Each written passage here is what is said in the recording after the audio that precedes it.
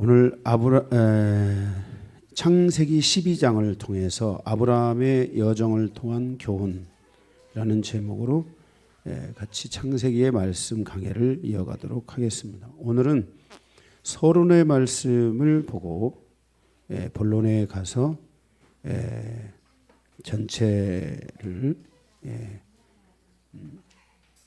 4개의 대지로 나눠서 함께 은혜를 나누기를 원합니다.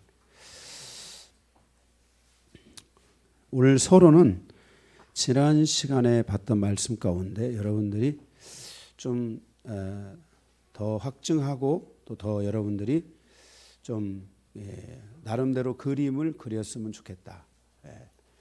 이렇게 생각이 돼서 여러분에게 지난주 말씀의 한 부분을 전하고 본론을 가서 4개 대지로 나눠서 말씀을 보겠습니다. 먼저 서론의 말씀입니다. 지난 시간에 셈의 자손들을 통한 교훈에서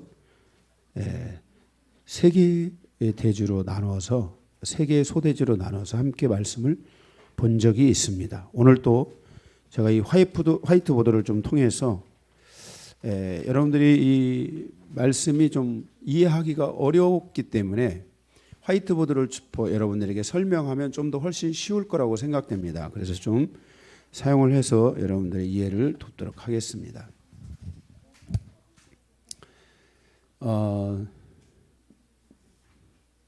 이게 이제 사해고요. 이게 갈릴리고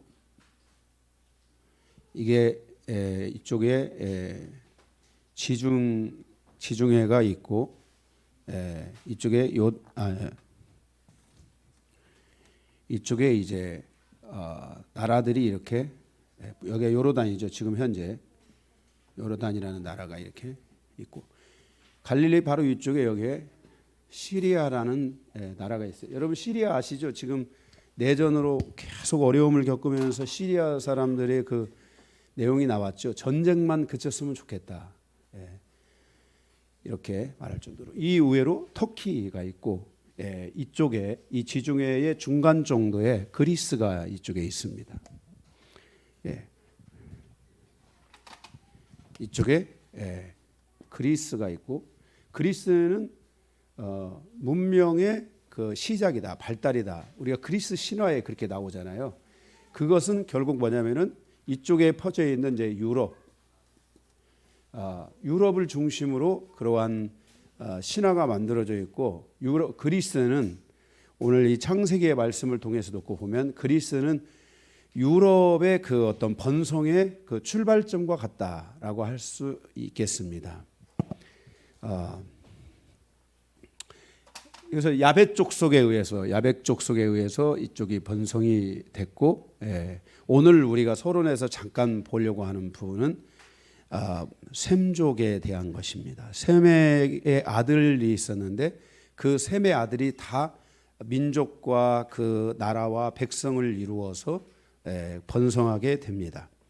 그런데 그 셈의 자손들 가운데 엘람과 롯의 자손들이 있는데 이 엘람과 롯의 자손들은 에스겔 32장이나 또는 에스겔 30장의 말씀이나 또는 창세기 14장의 말씀을 놓고서 보면 그들은 주로 이 엘람과 룻이라는 동명인들이 롯도 있고 룻도 있고 그러죠. 여기서 이 룻이라는 자손들이 번성을 해가지고 그들이 주류를 이루게 되는 것이 여기가 이제 터키가 이렇게 있는데요. 터키가 주류를 이루고 있는 것이 이런 형태로 주류를 이루는 거예요. 여기가 이쪽에 이제 갈대아 우루가 이쪽에 있습니다. 그 신할평야라고 아시죠? 신할평야? 신할평야 성경에 우리가 많이 봤잖아요. 신할평야 바벨탑이 있는 곳이죠. 신할평야가 이쪽에 지금의 이쪽은 이란 쪽에 이란, 이라크 이쪽으로 이렇게 있는 데죠. 제가 재작년에 이 요르단을 가서 보고 왔는데 요르단에 그 에돔 족속들이 있었던 곳 그 당시에 그곳에 가서 이렇게 전체적으로 다 이렇게 보고 이런 땅이었고 이렇게 살았고 이런 흐름들을 가지고 있구나라는 것을 대략적으로 이렇게 좀 보고 그리고 왔었습니다. 사실 제가 올해 사도행전 강해를 들어가기 전에 제가 터키하고 그리스하고 이쪽 로마 쪽으로 해서 성지순례를 좀 갔다 오고 나면은 이 사도행전 강해나 말씀의 이 신약적 관계나 이런 것들을 좀 더 이렇게 제가 마음에 더 담고 이렇게 할 수가 있었는데 지금 이제 못 가잖아요. 이제 못 가고. 그러나 지금 제가 마음에 계획한 대로 창세기 강해가 끝나면은 지금 신약으로 와서 사도행전 쪽을 강해를 할까 하는 지금 그 마음을 현재 가지고 있습니다. 자, 어쨌든 이제 이곳에 있는데 이쪽에 그 셈의 일부의 자손이 이쪽으로 형성이 됐고, 그리고 두 번째로는 아르박삭과 셀라와 에벨과 에벨로 이루어지는 자손이 있습니다. 여기에 노세 자손들 가운데 아르박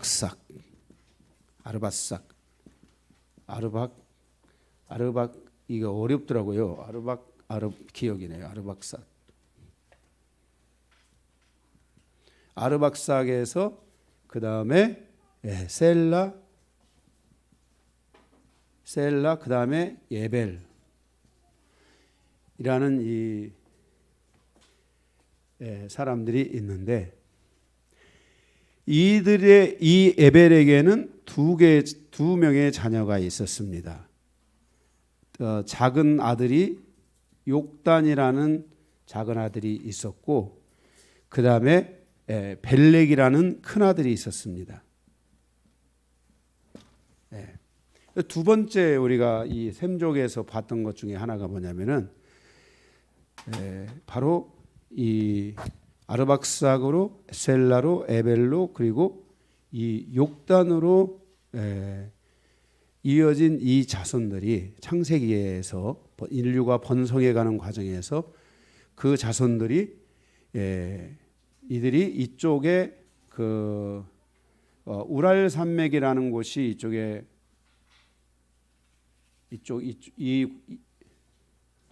조금 더 이쪽으로 가서 이쪽이 지금이 다 여기가 뭐냐면은 러시아입니다. 러시아인데 이쪽에 우랄 산맥이라는 곳이 있는데, 이 갈대아 우르에서 이들이 이렇게 우랄 산맥을 거쳐 가지고 이쪽 지역으로 또는 이쪽 지역으로 또 이쪽 지역으로 해서 우리나라에까지 왔다. 대한민국에까지 이들이 왔다라고 우리가 보는 하나의 그 인류 번성의 과정에서의 흔적이라고 할 수 있어요. 우리나라의 역사가 5,000년 역사잖아요. 굉장히 긴 역사입니다. 우리나라의 고인돌이 있잖아요. 고인돌. 지금 몇천 년 된 고인들이 세계의 고인들 가운데 약 한 7, 80%가 우리나라의 고인들이 다 있어요.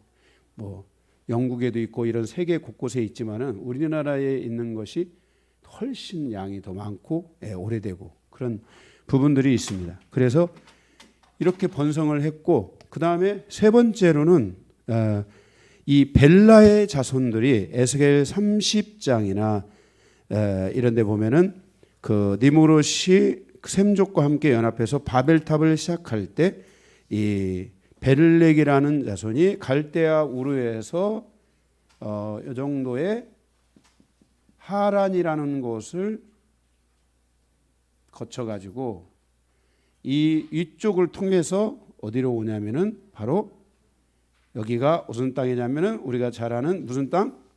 가나안 땅으로 오게 되는데, 그 가나안 땅으로 온 후손이 바로 누구냐면은 아브라함입니다. 제가 그러면서 이런 말씀을 드렸어요. 이 아브라함의 자손과 대한민국이 했던 대한민국을 향해서 왔던 이 욕단 자손의 이 영적 흐름이나 이런 부분들이 비슷하다. 예, 비슷해요. 그래서 우리가 또 이렇게 복음을 빨리 받아들이고 이렇게 친숙하고 주님이 우리를 향하여 오듯 우리도 주님을 향하여 가는 그 통함이, 우리는 그런 걸 통한다고 그러잖아요.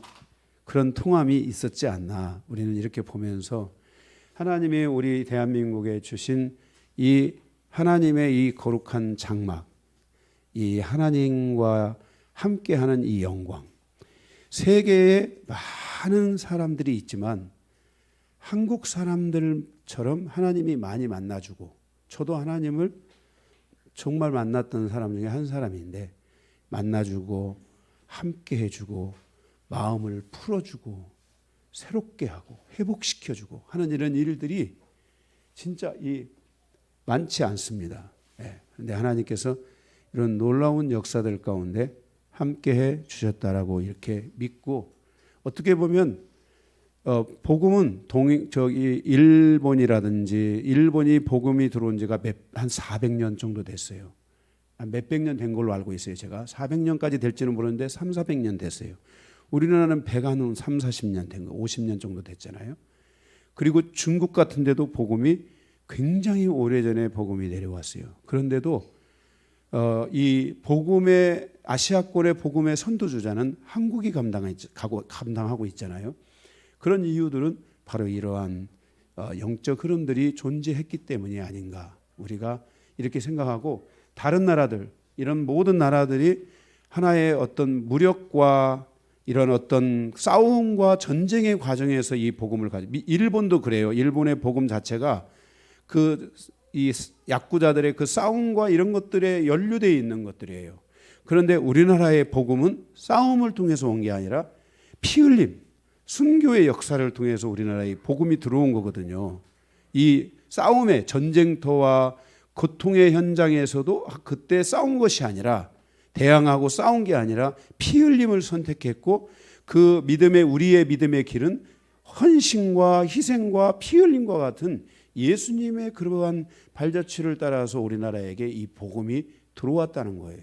이런 것들이 대한민국이 좀 다른 형태 중에 하나입니다. 이해가 되십니까? 유럽의 많은 나라들, 막 복음이 들어오고, 유럽의 많은 나라들, 남미 같은 데 있잖아요. 복음이 어마어마하게 들어왔잖아요. 그런데 이 남미는 전부 다 뭐냐면 강대국이 지배를 하고 지배하에서 복음을 받아들인 거예요. 왜냐하면 먹고 살기 위해서, 목숨을 유지하기 위해서 받아들인 거라면은, 대한민국의 복음은 먹고 사는 문제와 관련되어 있지가 않아요. 아시아권에서도 우리나라는 그러한 특별한 거예요. 뭐 필리핀 같은 데도 복음이 엄청 들어왔는데, 그들도 무력으로 와서 영국이 지배를 했고, 그 지배를 통해서 그들이 신앙을 갖게 되는, 맞나요? 영국인가 어딘가, 제가 자세히는 좀 모르지만 어쨌든 이러한 과정을 통해서 이 복음이 들어온 것과 우리나라의 복음이 들어온 것은 확연한 차이점이 있다는 것을 아셔야 돼요. 아멘. 그래서 아브라함, 우리가 이제 그 중에 에벨의 두 아들 중에 우리가 욕단은 이제 못 보고, 지금 성경의 흐름이 벨렉을 중심으로 흘러가고 있기 때문에 우리가 이 벨렉을 중심으로 볼 때 우리 아브라함의 자손이다라는 거, 아멘.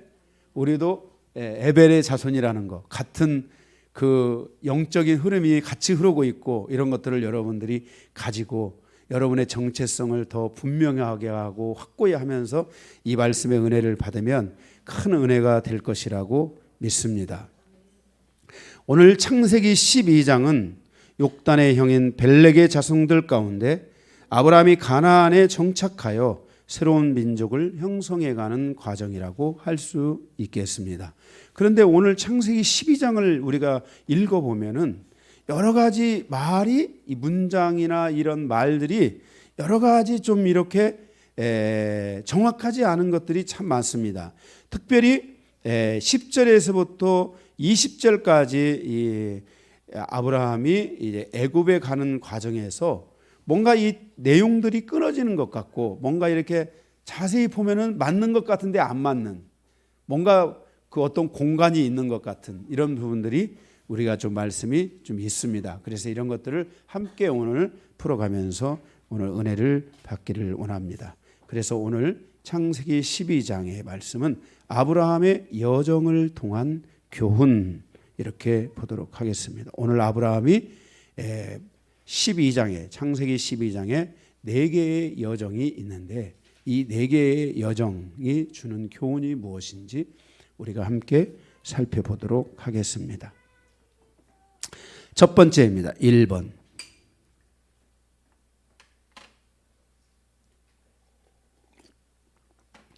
갈대아 우르의 땅에서의 여정. 갈대아 우르 땅에서의 여정. 1절에서 3절입니다.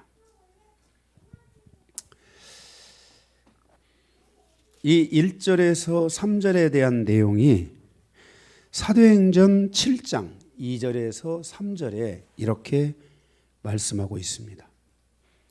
갈대아 우르는 그 당시에 우상의 도시요 사단의 도시요 바벨탑이 세워진 땅이었습니다. 사도행전 7장 2절에서 3절 말씀에 보면 우리 조상 아브라함이 하란에 있기 전 갈대아 우르에 있을 때 하나님의 영광이 그에게 보여 이르시되 내 고향과 친척을 떠나 내가 내게 보일 땅으로 가라. 이렇게 기록하고 있는 것을 보게 됩니다. 갈대아 우르에 있을 때에 아브라함이 그곳에서 하나님의 영광을 보았다. 그래서 가라 했다 이 말입니다. 이때 아브라함의 나이가 약 50살 정도로 추정을 할 수 있습니다. 이때 아브라함과 노아 할아버지가 이 갈대아 우르에서 함께 살았는데 그 함께 산 여정이 아브라함의 나이와 거의 동일합니다. 50년 동안 이 셈족을 이루고 있는 이 노아 할아버지가 신할 땅 갈대아 우르에 와서 정착을 하게 되었고 그곳으로부터 사람들이 번성이 이루어지게 되었는데 어쨌든 이 노아 할아버지와 아브라함이 그곳에 50년을 있으면서 아브라함이 하나님의 영광을 보았다 그랬어요. 우리가 이 하나님의 영광을 본다는 것은 내가 아무것도 안 하는데 하나님이 나에게 영광을 보여주는 것은 없습니다. 하나님의 영광이란 하나님을 만난다는 것이란 보는 것은 뭐냐면 하나님을 찾고 하나님을 향하고 하나님의 질서 안에 있고 하나님을 갈망하는 과정에서 나의 묶임이 풀어지고 어둠이 풀어지는 과정에서 빛 가운데로 나아가다가 빛이신 하나님을 보는 거지. 내가 어둠 속에 있으면서 하나님이 나의 어둠에 찾아오시는 것이 아닙니다. 하나님은 어둠에 거하시지 않습니다. 우리가 그래서 이 신앙생활에서 하나님을 향하여 가고 하나님을 보고자 한다면은 그냥 내가 내 생애에서 어둠 가운데 거하면서 하나님을 보여달라고 하면 그 사람은 평생에 하나님을 못 보게 됩니다. 내가 진정 하나님을 보려고 한다면은 아브라함과 같이 노아의 믿음을 본받아서 믿음으로 가는 과정에 하나님께서 그를 만나 주시고 그에게 하나님의 새로운 지시, 소명, 그에게 하나님의 새로운 사명을 부여해 주시게 되는 것입니다.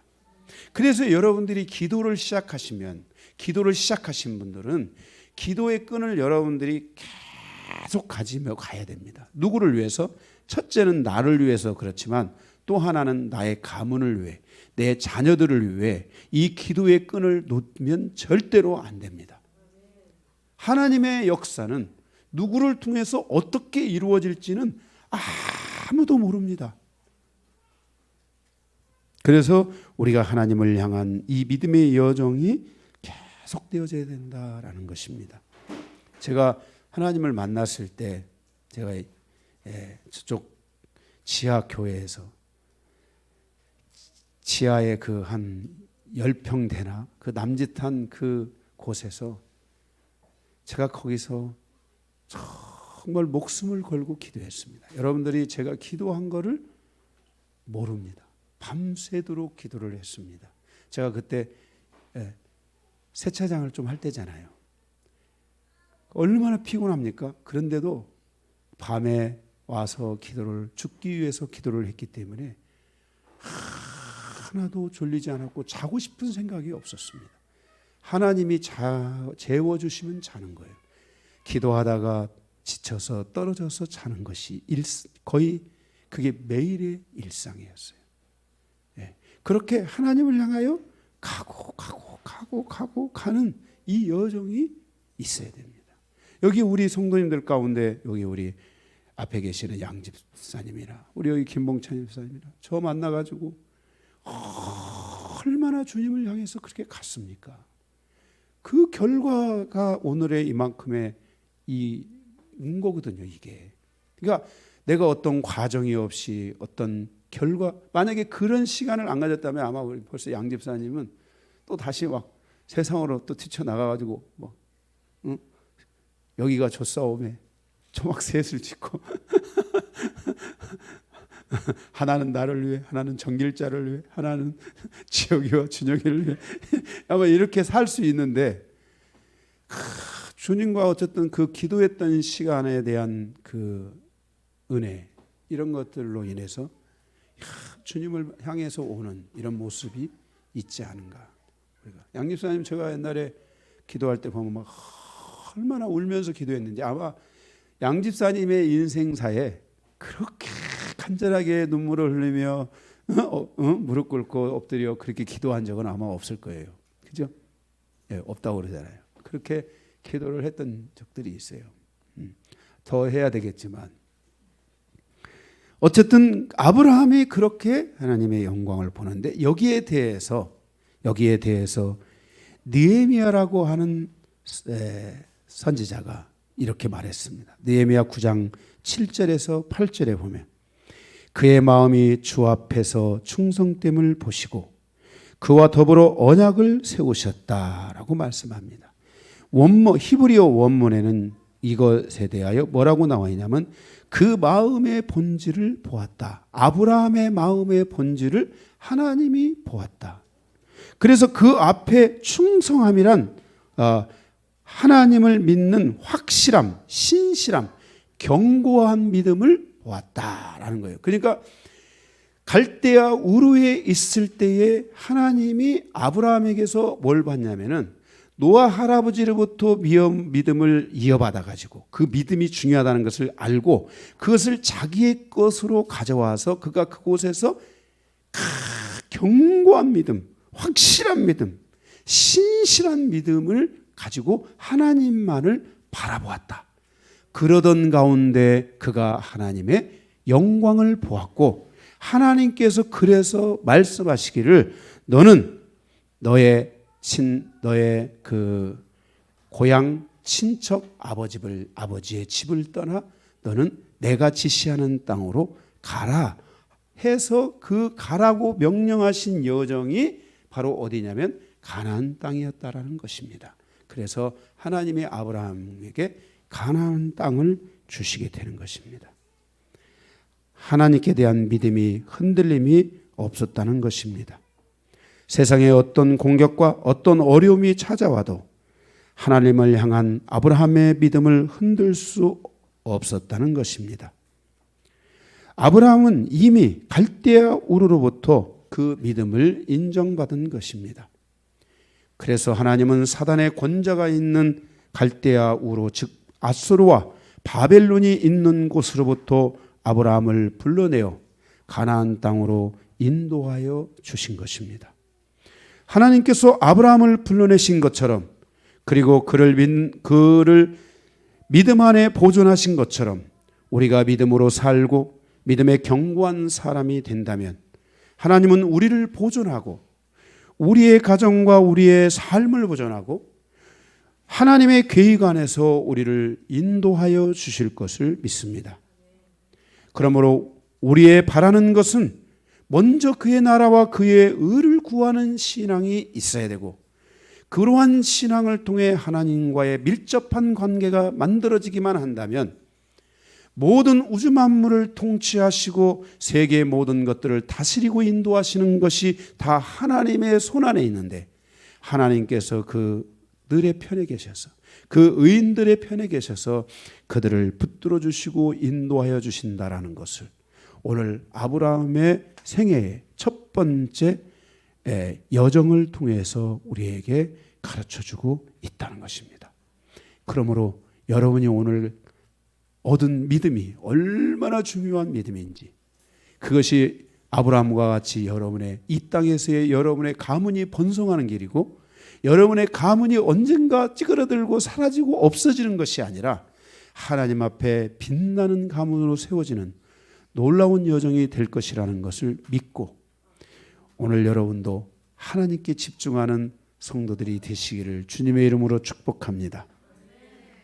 두 번째, 하란 땅에서의 여정, 4절 5절입니다. 아브라함이 이 하란 땅에서의 여정은 가족을 떠나는 여정입니다. 아브라함이 갈대아 우르를 떠나 가나안으로 길을 떠날 때, 이 아브라함이 갈대아 우르에서 길을 떠나 이렇게 가나안 땅으로 가고자 할 때 그곳에 그들이 머문 곳이 어디냐면 바로 하란 땅입니다. 그의 아버지 데라와 그의 형제들이 함께 이 갈대아 우르를 떠나서 가게 됐는데, 그리고 그 가족이 머문 곳이 하란 땅입니다. 그 땅이 하란이라 불리운 것은 데라의 자녀들 중 하란이라는 자녀가 미친 영향력 때문이라고 생각됩니다. 하란에게는 롯과 사레와 밀가가 있었습니다. 여기 그 다음에 이스가가 나오는데, 이 이스가는 또 하나의 딸인지 아니면 사레라고 하는 여인의 결혼 전 이름인지, 태명이라고 한가요? 그 이름인지 우리가 정확히는 알 수 없지만은 많은 혹자들에 의하면 이 이스가는 사레의 결혼 전 이름이다라고 말하는 분들도 있습니다. 그곳에서 아브라함과 사레가 이 결혼합니다. 어디에서요? 하란에서. 이 하란의 이름을 따서 이곳을, 이 땅에 이곳을 머물러 이곳을 뭐라고 한 거예요? 하란 지방, 이렇게 붙인 거예요. 이해되시죠? 예. 그리고 나홀과 밀가가 또 결혼을 합니다. 다 누구의 딸들이에요? 하란의 딸들이죠. 그죠?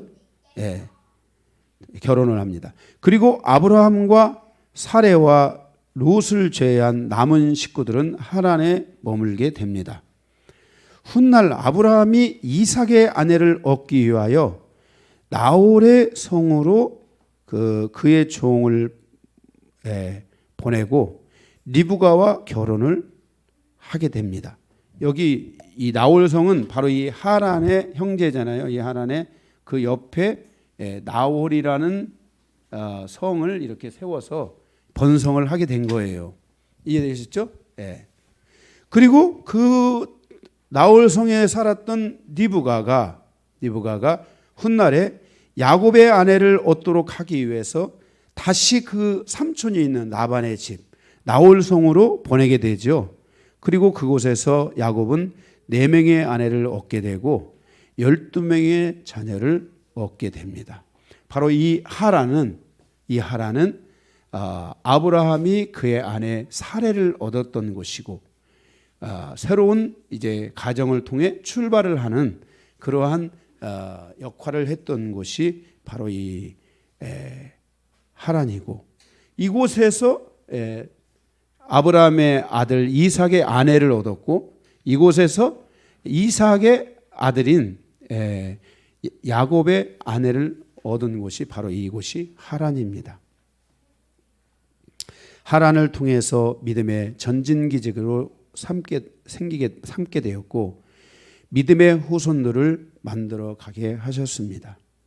성도의 여정에 진정으로 중요한 것은 믿음의 후손을 세우고자 하는 갈망이 충만해야 됩니다. 나를 통해서 나만 그냥 믿음 생활은 나만 그냥 좀 하다가 위로받고 그냥 잘 되기를 바라고 잘 안 되면 끝나고 이렇게 하는 것이 믿음 생활이 되면 안 됩니다. 믿음 생활은 나를 통해서 믿음의 후손을 세워서 김봉찬 집사 가문 이렇게 할 때 수원에 있는 그 김봉찬 집사 가문 아세요? 이렇게 시간이 흘렀을 때 그 이름 석자만으로도 이 믿음의 가문들 안에서 이 기독교의 역사 안에서 길이길이 빛날 수 있는 그런 믿음의 가문들을 세워가야 됩니다. 오늘 여기 안 나오셨지만은 우리 여기 유 집사님의 남편 되시는 우리 송원 집사님은 대전에 송 장로님 아세요?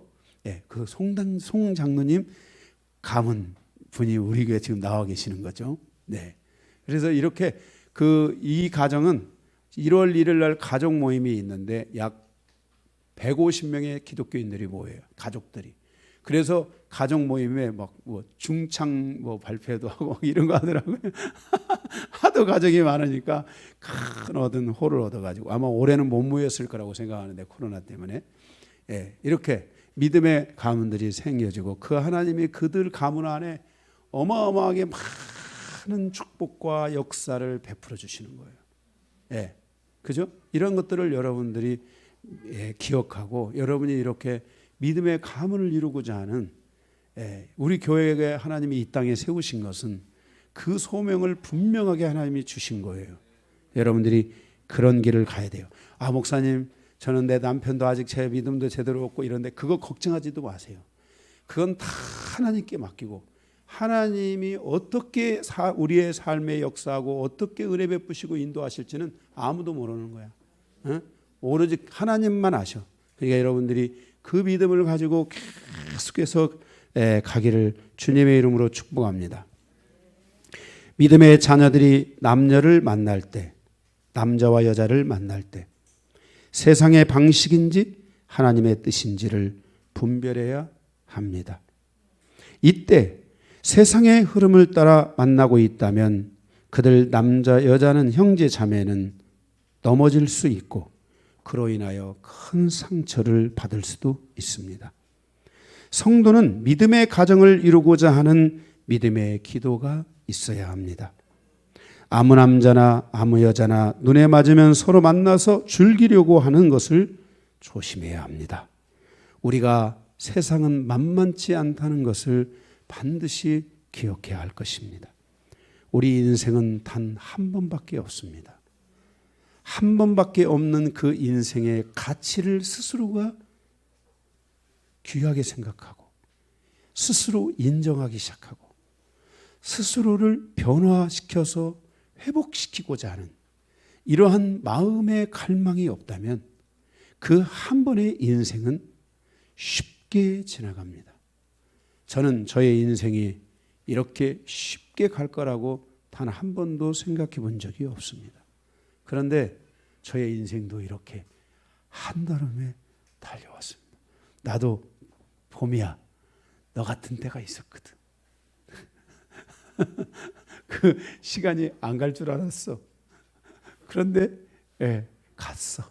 알지 지금 여기.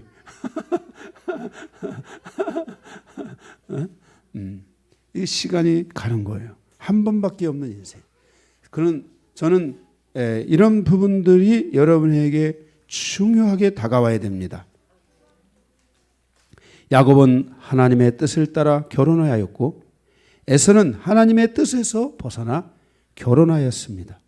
그 결과 야곱은 하나님 편에 있는 자녀가 되었고 에서는 하나님과 다투고 싸우는 자 편에 있게 되었다는 것을 기억해야 합니다. 우리가 잘 아는 대로 에서는 누구하고 결혼합니까? 애굽 여자하고 결혼하잖아요. 그죠? 네. 성도는 믿음의 후손을 만들어가기 위해서 결혼을 위한 반려자를 위해 기도해야 합니다. 그리고 우리 부모님들도 그러한 믿음의 반려자를 만날 수 있도록 계속해서 기도하고 또 자녀들에게도 어려서부터 너의 인생에 반려자를 위해 하나님의 뜻이 이루어지도록 너도 기도하거라 하고 해서 계속 기도해 줄 수 있어야 됩니다. 그럴 때 진짜 하나님의 계획 안에서 서로 사랑 안에서 만나서 하나님의 영광을 보는 그런 자녀로 살아가게 될 줄로 믿습니다. 바로 이 하란의 여정에서는 바로 하나님께서 아브라함에게 누구를 주셨어요? 그 아내를 사례를 주셨고 리브가에게 이삭에게 리브가라는 아내를 주셨고 야곱에게 바로 라헬과 라헬과 레아라는 또 아내를 또 주셔가지고 큰 민족을 이룰 수 있는 기틀을 하나님이 주셨다는 거예요. 할렐루야. 할렐루야. 자, 세 번째입니다. 가나안 땅에서의 여정. 6절에서 9절입니다. 아브라함의 가나안 땅에서의 여정 가운데 가장 두드러지는 것은 오늘 본문에서 두드러진 것은 7절의 말씀에 보니 하나님의 약속을 받고 그곳에 제단을 쌓았다 이렇게 말씀합니다. 제단을 쌓았다. 그러니까 우리가 이 제단 하나만 놓고 보더라도 아브라함이 이 가나안 땅에서 제일 먼저 한 것이 제단을 쌓았잖아요. 이 제단에 대한 이 믿음의 제단에 대한 역사는 아벨로부터 시작해서 셋으로부터 시작해서 노아로부터 시작해서 믿음의 사람들이 쌓았던 믿음의 사람들에게서 이어졌던 것 가운데 가장 결정적이고 중요한 것 중에 하나가 바로 이 제단을 쌓은 것입니다. 이게 흐트러지지 않는 거죠. 잊지 않는 거죠. 가장 우선되고 가장 중요한 것이 바로 이 제단을 쌓았다는 것입니다. 8절에도 보면 그가 또 다른 곳으로 옮기면서 그곳에도 제단을 쌓았더라. 우리는 아브라함이 제가 성지순례를 가서 아브라함이 제단을 쌓은 곳에 대한 여정을 봤습니다. 마지막엔 저 북쪽 그 끝에 아브라함이 그곳에 가서도 제단을 쌓는 그 제단을 쌓은 곳에 이스라엘의 아합 왕인가 그 누구야 그 아합 왕 지금 여로보암 왕인가 누군가 그 왕이 그곳에 우상 숭배를 거기 세우는 거예요. 이게 완전히 다른 겁니다. 아브라함은 그곳에 제단을 쌓았는데 거기에 멸망으로 가는 왕들은 그곳에 우상의 큰 형상을 만들어서 그곳에서 우상의 그 하나의 본거지가 되는 이런 일들이 벌어지고 있었던 것입니다. 우리가 이 제단을 쌓는다는 것은 무엇인가? 이 제단은 아브라함의 제단은 훗날 성막으로 변합니다. 출애굽기 20장 24절에 보니까 훗날에 모세가 그곳에 제단을 쌓고 그곳에서 하나님 앞에 번제와 화목제를 드리게 됩니다. 그래서 이 제단은 크게 세 가지로 나누어져 있습니다. 첫째, 마당입니다. 이 마당은 제단이 있는 곳으로 제사 제도가 실행되는 곳입니다. 이 마당에서 백성들의 죄가 씻어지고 용서되어지게 됩니다. 둘째는 성소입니다. 성소는 말씀을 보고 기도하는 곳입니다. 제사장들이 성소에서 말씀을 보고 기도를 드릴 때 하나님은 그들의 기도를 받으시고 그 백성을 보살펴 주셨습니다. 셋째, 지성소입니다. 지성소는 하나님과의 만남의 장소입니다. 그러니까 지금 이 베델도 이 첫 번째 제단을 쌓았던 이곳에서도 세겜에서도 누구를 만난 거예요? 아브라함이 하나님을 만난 거죠. 그죠? 네. 지성소는 하나님과의 만남의 장소입니다. 제사장이 1년에 한 번씩 하나님과의 만남을 통해서 전 이스라엘 공동체를 믿음 안에 하나 되게 하시고 그 백성과의 화목을 공포하여 주심으로 안식일의 안식일, 다시 말해서 하나님께 예배하러 가는데 부족함이 없는 백성으로 나아갈 수 있도록 길을 열어주신 것이 바로 이게 지성소인 것입니다. 지금은 마당과 성소와 지성소가 분리되어 있지 않고 하나 되어 있습니다. 그리고 그 성소는 또 우리 마음에 있습니다. 그러므로 성도는 한 주간의 말씀을 붙잡고 자신의 죄를 회개하고 씻어내는 한 주간이 되어야 됩니다. 그리고 하나님 앞에 나가 한 주간 기도로 나가야 되고, 그리고 하나님을 향한 사랑과 사모함과 갈망으로 충만하여 이제 주일 아침에 하나님께 예배를 향하여 가는 신앙으로 만들어 가야 합니다. 이게 바로 제단의 삶입니다. 제단의 삶이란 교회에 와서, 여러분들이 가능하면 우리 지금 대한민국의 상황에서는 그게 다 가능해요.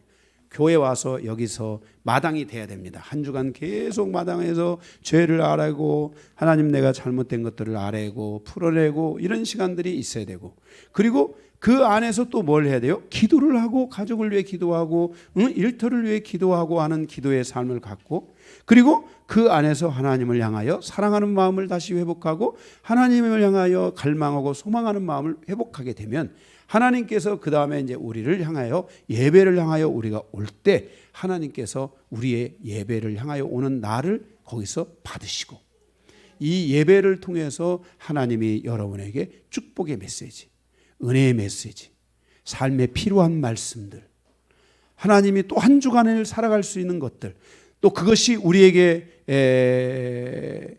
요한복음의 말씀이나 요한 일서의 말씀에 의하면은 먼 장래의 일들, 먼 내가 어떤 앞으로 가야 될 길들에 대하여 하나님이 그것들을 깨닫게 하고 확신시켜주고, 그것에 대하여 여러분들이 그 길을 갈 수 있도록 하나님이 마음에 감동을 주셔서 여러분의 인생사가 내 의지를 가지고 하는 게 아니라 하나님의 감동에 의해서 가지고 하나님의 말씀의 질서에 의해서 흘러가는 이런 부분이 여러분들에게 만들어져야 됩니다. 이게 엄청나게 중요한 거예요. 그냥 교회는 왔다 갔다 하기 위해서 있는 게 아니에요. 교회는 와서 그냥 헌금하는 시간이 아니에요. 교회는 그냥 뭔가 마음의 답답함을 좀 풀기 위해서 오는 게 아니에요. 나의 인생사의 전반에 대한 모든 방향성을 열어갈 수 있는 깃들을, 이 신앙생활을 시작하면 그로부터 시작해서 가장 빠른 시간 안에 이 깃들을 마련해야 돼요.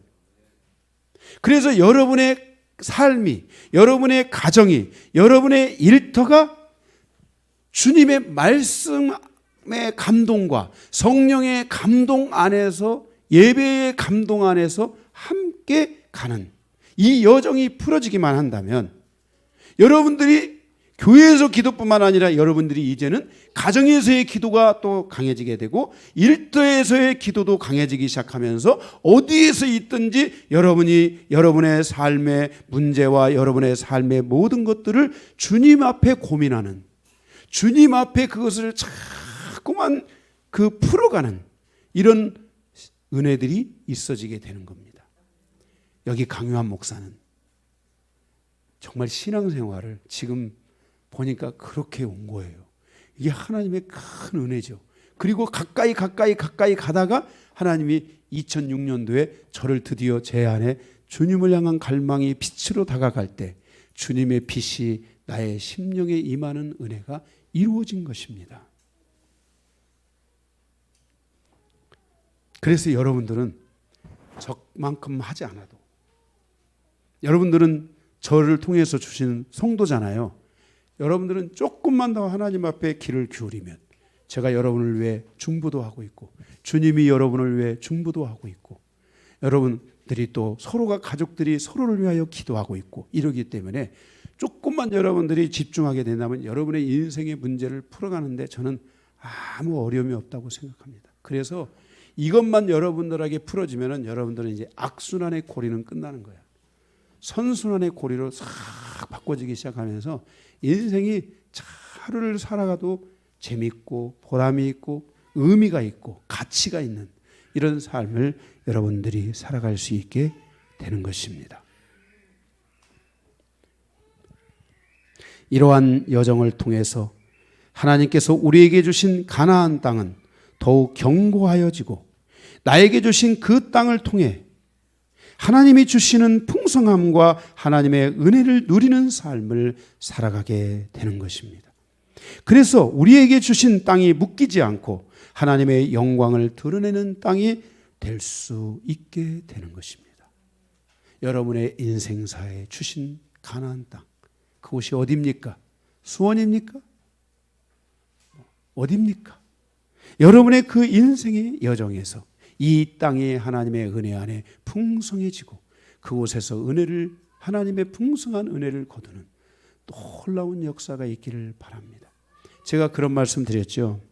제가 교회를 몇 번, 딱 3번인가 4번인가 옮겼는데 정말 제가 그냥 하는 소리가 아니라 제가 갔던 교회마다 밟은 땅마다 하나님이 큰 은혜를 주셨어요. 지금까지. 제가 부천에 갔을 때도 하나님이 그곳의 성도들을 다 축복했어요.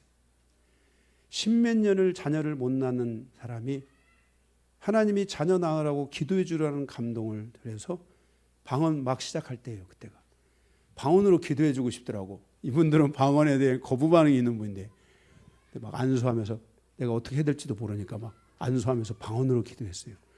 그런데 제가 거기서 나왔잖아요. 전화가 왔어요. 목사님, 애가 생겼어요. 네. 그리고 애를 낳았어요. 그리고 1년 후에 또 전화가 왔어요. 목사님, 한 번만 더 기도해 주시고 가면 안 돼요? 그런데 제가 갈 수가 없었어요. 그 교회에 누가 되면 안 되니까. 이렇게 하나님이 다 그들의 삶을 보살펴 주는 거 봤어요. 제가 여기 캘리그라피 배우러 다녔잖아요. 거기에 새댁이 있었는데 결혼하는데 6년인가 7년이 됐는데 애를 못 낳는 거예요. 그런데 같이 있는데 너무 이렇게 착하고 그러는데 하나님이 신앙생활을 옛날에 했었어요. 근데 제가 이게 저를 또 잘 따라주고 그래서 교회 가라고 얘기도 해주고 이렇게 이제 하던 가운데 하나님이 뭔가 증거를 주시면 좋겠다 하는 마음을 주셔가지고 기도해 주라는 감동을 주셔서 제가 뭐 해달라고 그러더라고요. 그래서 제가 거기서 기도했어요. 하나님, 이분에게 자녀를 주시라고. 둘을 낳았어요. 그대로. 바로 둘을 낳아가지고 그러니까 저를 보면 그렇게 좋아해요. 예. 예. 응? 2명 낳았어요. 아들만 둘 낳은 것 같더라고. 네. 이렇게 하나님께서 여러분들의 삶에 하나님과 더불어 살아가게 될 때는 하나님이 여러분의 땅을 축복하신다는 사실을 믿고 할렐루야. 여러분들의 삶이 하나님의 은혜 가운데 가시기를 주님의 이름으로 축복합니다. 마지막 애굽 땅에서의 여정 10절에서 20절입니다.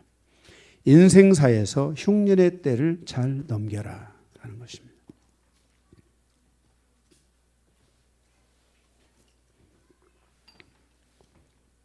창세기 10장을 통해서 함의 자손들이 번성하였던 땅들이 있습니다. 첫째, 미스라임이라는 자손들을 통해서 애굽 땅, 즉 이집트 땅으로 가게 되고 이집트 땅에 번성하게 되었고 이삭에게 2 자녀가 있었는데 그곳에 야곱과 에서가 있었죠. 바로 에서가 애굽 여인과 결혼해서 세워진 나라가 바로 그 이집트 옆에 이스라엘의 그 남쪽 끝에 더 내려간 곳에 에돔이라는 바로 지금의 요르단인 나라가 에서 민족. 이 에서가 애굽 여인하고 결혼해서 생겨난 나라가 바로 이 조르단이라고 그러죠. 요르단입니다. 둘째로 가나안 자손들이 지금의 이스라엘 땅에 정착하게 됩니다. 이들의 경계가 현재 이 시리아로부터 이 사해바다 소돔과 고모라가 있는 땅까지 이르렀던 것을 보게 됩니다. 셋째, 구스와 니무롯에 의해서 이쪽에서 아수르와 바벨론이 탄생하게 됩니다. 그 이후에 아수르가 탄생한 그곳에 바벨론이 탄생했고 바벨론이 지배했고 바벨론이 지배한 그곳을 메데파스가 지배했고 메데파스도 이쪽에 있습니다. 그 이후에 헬라가 지배했고 그 이후에 로마가 지배해서 이들이 다 유브라데를 넘어서 이 이스라엘을 지배하는 이런 일들이 있게 된 것을 보게 됩니다.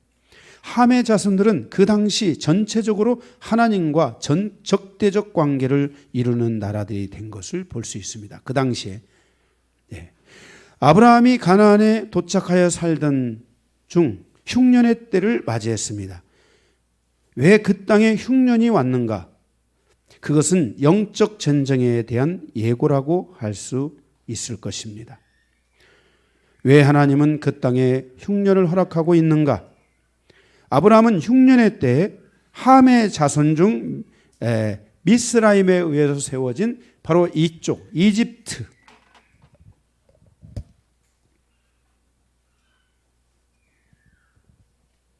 이 이집트로 아브라함의 가족들이 이동을 하게 되는 것을 보게 됩니다.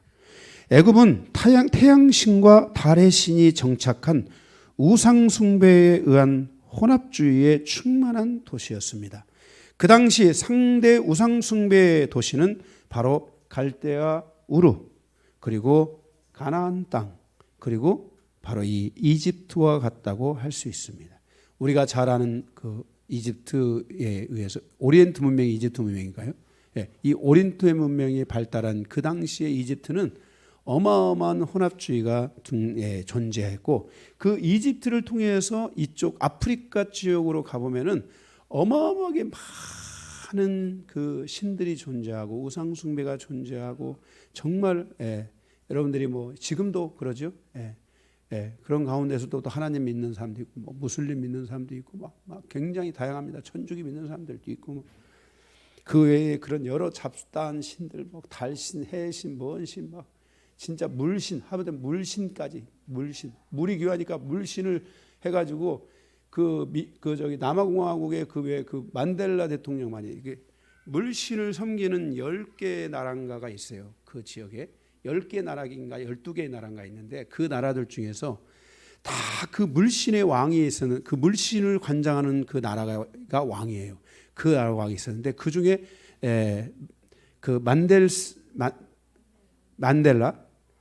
만델라라는 이 왕만 가서 거기에 경배하지 않고 우리는 하나님을 섬기겠다 하고 이렇게 얘기했고, 나머지는 다 그 물신 앞에 가서 경배해서 그 물의 신을 숭배하는 이런 일들이 있었고, 그 정도로 이 지금 그 왜 거기에 유명한 호수가 있잖아요.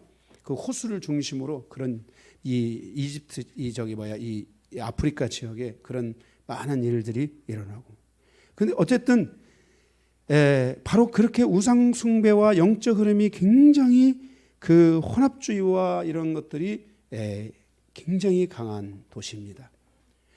특별히 이 애굽에는 이 사단의 권자가 있고, 그래서 그 안에는 이 교만의 영이 굉장히 강하고요. 여러분들이 아셔야 돼요. 이 이집트를 중심으로 한 이런 나라들도 나름대로 이 교만에 대한 영적 흐름이 강하고요. 그래서 불신이 굉장히 강합니다. 잡신이 강한 것만이 아니에요. 잡신도 강하지만은 불신이나 이런 것들이 강해요. 또 다른 말로는 뭐냐면 불신의 벽을 깨트리면 뭐가 오는 거예요? 신앙이 오는 거예요. 기독교 신앙. 하나님을 믿는 믿음이 오는 거야. 그래서 이 아프리카 지역 안에는 바로 그렇게 하나님을 믿는 사람들은 또 완전히 빠져서 하나님을 믿는 이런 일들이 실제 있고, 그런 곳으로 이제 갑니다. 바벨탑을 쌓은 자녀들처럼 애굽 땅에 존재하는 가장 무서운 영적 흐름은 바로 교만의 영이었습니다. 태양신, 남신, 달신, 여신보다 더 높은 것은 존재하지 않았습니다. 제가 출애굽기 강해를 할 때 그 동쪽에서 해가 발라오는 그때에 모세가 그 태양신 그 바로를 세워놓고 그 바로를 향하여 하나님의 재앙을 내리는 이 무서운 이 굉장한 장면들이 있잖아요. 제가 이건 출애굽기 강해에서 여러분에게 했기 때문에 여러분들이 이 출애굽기 강해를 들어보면 이런 내용들을 소상하게 알 수가 있습니다. 그래서 불신이 강하고 서로가 서로에 대한 믿음이 항상 잊지 못하고 신뢰가 약하고, 그래서 전쟁이 강하고, 이 땅은 바로 그렇게 사단의 영이 권자가 있기에 이런 각종 영의 흐름들이 강해서 음란도 여신들이나 이런 것들에 대한 음란도 매우 강하고 그래서 에이즈 발생률도 높고 이런 여러 가지의 흐름들 때문에 이 땅에는 뭐가 강하냐면은 바로 이 미혹의 영이나 이런 것들이 강해요. 이 잡신들이 많고 신의 흐름이 많은 곳은 미혹이 강해요. 여러분 우리가 잘 아는 대로 우리 가까운 나라 이 일본엔 제가 일본의 사람들을 만났을 때 일본의 사람들의 아픔과 상처를 만났을 때 일본 사람들의 흐름들 가운데 뭐 다 열이면 열 다 그렇다는 건 아니지만은 한국 사람들은 그래도 이 미혹이 별로 없어요. 네. 진짜 미혹에서 무당에서 완전히 그 어떤 것의 경계선에 가지 않으면은 이 미혹이 잘 없는 나라 중에 하나예요. 그런데 일본 같은 나라들은 이 미혹의 영이 굉장히 강합니다. 이 가면 쓴 나라. 그래서 사람에게서 이 뒤통수 치고 이런 부분들이 굉장히 강한 나라 중에 하나예요. 왜냐하면 일본이 우상 숭배가 심해요. 일본에 뭐 1000개의 그런 그 종교가 있다고 그래요. 1000개 종교. 1000개 뭐 어떻게 얼마나 많은 1000개면 진짜. 하나님은 아브라함을 애굽으로 보내시면서 영적 전쟁에 대한 교훈을 주고 있습니다. 아브라함이 애굽으로 내려갔을 때 아브라함이 직면한 실질적인 문제는 무엇일까? 사단의 주 타겟은 사라였습니다. 아브라함은 그의 아내를 누이라고 속이게 되고 결국 아브라함은 애굽 왕 바로에게 자신의 아내끼를 뺏기는 위기에 처하게 됩니다. 어떻게 사라가 이렇게 한 방에 바로 왕을 만날 수 있고 수수께끼죠. 이렇게 자기 아내를 속이는 아브라함이 그렇게 미련한가? 그리고 아브라함의 뒤에는 몇 명의 군사가 있어요? 정예부대 약 400명의 군사가 있잖아요. 이런 어마어마한 무리들을 데리고 있는 아브라함이 뭐가 이렇게 급박해서 이런 일들이 일어났는가? 에덴 동산에서 하와가 타겟이 된 것처럼 사단은 하나님의 약속의 자녀를 낳지 못하도록 사라를 공격의 대상으로 삼았습니다. 그 당시 사라의 나이는 적어도 70세 정도라고 보면 될 것입니다. 그리고 아브라함의 나이는 80세 정도로 보면 될 것입니다. 대체 이렇게 늙은 할아버지와 할머니를 대상으로 어떻게 이런 일들이 벌어질 수 있었는가? 바로 왕은 누구인가? 태양의 아들입니다. 그 당시 애굽의 도시는 아름다운 여자에 대한 가치가 있었고 상당한 영향력을 발휘하고 있는 것이 여자들이었습니다. 그래서 여러분 애굽의 시대를 보면 모세의 시대도 마찬가지지만 여자의 권력, 여자의 힘이 굉장히 강하게 움직이는 시대가 바로 이 이집트 문명의 특징이라고 할 수 있습니다. 그래서 아름다운 여자를 보면 그 여자를 취하고 싶은 엄청난 충동을 가지게 되는 것입니다. 그래서 도시가 자연적으로 바로 이런 음란한 모습들 또한 가지고 있게 되는 것입니다. 우리가 여기서 알아야 될 것은 영적인 흐름이 강한 곳에는 반드시 미혹의 영이 움직인다는 것을 알아야 합니다. 아브라함의 일행이 애굽의 수도인 테베로 가기 위해서 나일강이 흐르는 바로 그 옆에 쪽에 테베라는 이 수도가 있었습니다. 이 수도로 가기 위해서 바로 이 아브라함은 이 남쪽으로 내려와서 이 여정으로 이렇게 가야 됐는데 이 여정이 우리가 생각하는 것처럼 그냥 쉽게 싹 갈 수 있는 그런 그 거리가 아닙니다. 그래서 그 거리를 가다가 보면은 그것들은 반드시 어디를 거쳐야 되냐면은 여기에 소안이라는 땅이 있습니다. 이 소안은 매우 발달한 도시 중에 하나입니다. 이 소안을 거쳐서 그들은 가야 되는데 이 소안에는 굉장히 그 성주가 방백인데 이 방백은 매우 지혜로운 방백이었습니다. 그래서 굉장히 처신에 잘하고 자기 이익에 밝고 이 자기 이익을 위해서라면 무엇이든지 할 수 있는 권무술수나 이런 것들이 굉장히 강한 그 성주가 바로 이 소안성의 성주였습니다. 그래서 성경은 이 소환성의 방백을 지혜로운 자라고 지칭하고 있습니다.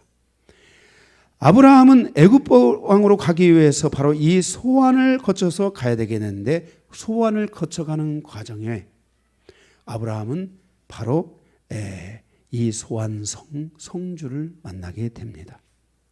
그런데 그곳에서 아브라함은 모사꾼으로 변한 송환의 성주에게 당하게 됩니다. 선지자들은 그 이야기에 대하여 말하길, 애굽으로 내려가는 자들은 그때 그 일을 마음에 새기라고 가르치고 있습니다. 이사야 19장 11절에 소환의 방백은 어리석었고 바로의 가장 지혜로운 모사의 책략은 우둔하여졌으니 너희가 어떻게 바로에게 이르기를 난 지혜로운 자들의 자손이라 나는 옛 왕들의 후예라고 할 수 있으랴라고 말했습니다. 또한 그래서 이사야 19장 13절에 소환의 방백들은 어리석었고 노베의 방백들은 미혹되었도다. 그들은 애굽 종족들의 모퉁이 또리건을 애굽을 그릇가게 하였도다라고 말합니다. 또한 이사야 19장 14절에 여호와께서 그 가운데 어지러운 마음을 섞으셨으므로 그들이 애굽을 매사에 잘못 가게 함이 취한 자가 토하면서 비틀거림과 같게 하였다라고 말합니다. 그러면서 15절에 애굽에서는 머리나 꼬리나 다 똑같게 하셨다라고 말하고 있습니다. 우리가 여기서 중요한 것은 아브라함이라고 하는 거대한 한 그 민족, 정말 그 복음을 일으키 믿음의 조상이 되는 이 아브라함의 여정을 맞이하는 이 애굽 땅에서의 이 여정 가운데, 자, 사도 바울이 그레데 섬에 잠깐 들려서 갔는데 그곳에 교회가 세워졌어요. 아브라함이 흉년이 들어 애굽 땅으로 갔는데 그들은 그곳에서 아브라함과 그 가족을 미혹시켜서 위기를 맞이하게 하는 거예요. 그러니 이 애굽은 하나님의 복음을 들을 수 있고 믿음을 접할 수 있고 하나님의 은혜를 얻을 수 있는 기회들을 뭐 한 거예요? 놓치는 거예요. 우리가 잘 아는 대로 아브라함이 간 곳마다 하나님의 은혜가 임해요, 안 임해요? 이제 창세기 보면 알지만 임하죠. 그 아비멜렉이라고 하는 그 집안, 그 나라에는 여자들이 애를 못 낳는데 애를 다 낳게 하잖아요. 그죠? 이런 과정에서 이 소환이나 이런 성주들의 이런 미혹과 잘못된 모사 이런 것들에 의해서 아브라함의 가족의 여정이 매우 위기에 처하게 되고, 거기다 더군다나 나아가서 사단의 그 추종자가 되어서 에덴 동산에서 그 하와를 공격했던 것처럼 지금 하나님의 사람 예수 그리스도가 오는 통로인 누구를? 사라를 치려고 하는 이 무서운 사단의 계략에 말려들어서 미혹돼 가지고 지금 하나님의 영광을 가로막게 되는 이 무서운 일이 지금 창세기 20장 이 가나안 땅의 기근으로 인하여 일어나게 되고, 이 일을 통해서 아브라함은 자기가 앞으로 하나님과 살아가는 데 있어서 영적 전쟁이나 앞으로 자기가 이 시대를 살아가는 데 있어서 사단의 역사가, 사단이 자신들을 향하여 어떻게 공격해 오는지에 대한 것들에 눈을 떠야 됐고, 그러한 여정의 바로 시작이 이렇게 이루어지고 있다는 것을 우리에게 보여주고 있는 것입니다. 소아는 이미 아브라함이 누구인지를 알고 있었을 것입니다. 바로의 환심을 사고 아브라함을 통해 그의 탁월한 경영 능력, 그의 어떤 그런 힘과 능력을 이용해서 그는 자신의 이익을 얻고 소득을 얻고자 했을 것입니다. 바로 그때 아브라함의 아내를 미끼로 이용한 것입니다. 이 전체적인 문맥의 흐름으로 볼 때 아브라함의 아내는 너무나 아름다웠습니다. 그래서 이 소환성의 성주는 아브라함에게 이렇게 제안했을 것입니다. 당신의 아내를 누이라고 하십시오. 원래 누이가 맞으니까. 그러면 당신도 보존하고 400명의 사람도 보존하고 모든 사람이 다 이 흉년에 보존할 수 있을지도 모릅니다. 그래서 가마 그렇게 했을 겁니다.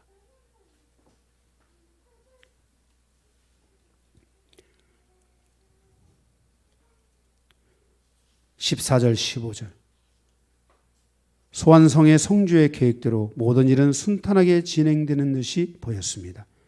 아브라함은 소환 성주의 미혹을 받아 위기에 처하게 됩니다. 만약 이 일이 진행되었다면 아브라함은 어떻게 되었을까요? 태양의 아들인 바로는 사례를 보는 순간 너무나 아름다운 모습에 반하게 되고, 만약 사라가 바로의 아들을 낳았다면 마귀의 엄청난 계략이 성공을 거두고 아브라함을 통한 믿음의 역사는 멈추게 되었을 것입니다.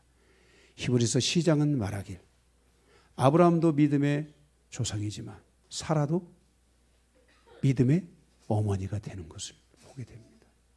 이 아브라함과 사라는 동일한 동일선상에서 믿음의 가문을 일으키는 결정적인 역할을 하게 되었는데, 지금 사단이는 이 사라를 그렇게 공격하고 있었던 것입니다. 17절 19절 그래서 하나님이 직접 이 일에 개입하시는 것을 볼 수 있습니다. 바로와 그 집에 큰 재앙을 내렸습니다. 그것이 무엇인지 우리는 자세히 알 수 없습니다. 물론 그것을 더 역사적으로 추정하고 추격하고 추적해서 그것이 무엇인지 알아보려고 하면 또 알아볼 수 있을지는 모르겠습니다. 그런데 저로서는 왜 역부족입니다. 지금 그걸 얼마나 더 추적을 해야 되나. 근데 큰 재앙을 내리셨습니다. 그 일로 인해서 바로가 정신이 번쩍 들어가지고 아브라함에게 와서 묻습니다. 왜 너는 나를 속였느냐? 이 너의 아내가 아니냐? 이렇게 말합니다.